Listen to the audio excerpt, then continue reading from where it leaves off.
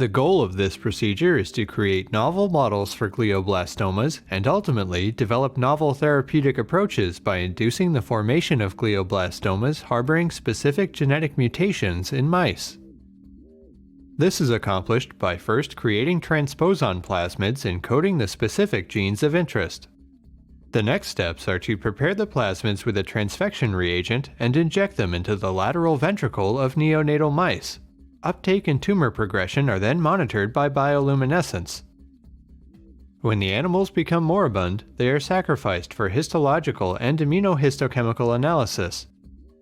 Thus, new glioblastomas with specific genetic alterations are induced in wild-type or targeted genetic backgrounds. These tumors can be studied in vivo or used in vitro to generate new cell lines amenable to biochemical analysis and cytotoxicity experiments using chemotherapeutic agents.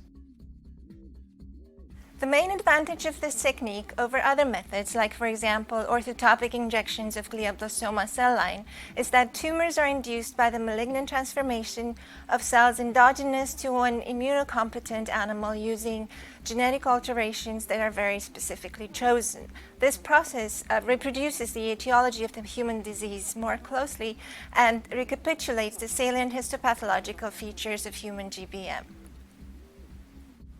This method can help answer key questions in the field of neuro-oncology, such as what are the driver mutations responsible for inducing different types of glioblastoma multiforme, classical, preneural, neural, and mesenchymal in adults or in pediatric tumors. The implications of this technique extend towards therapy of GBM, since novel chemotherapeutics, radiation, immune therapy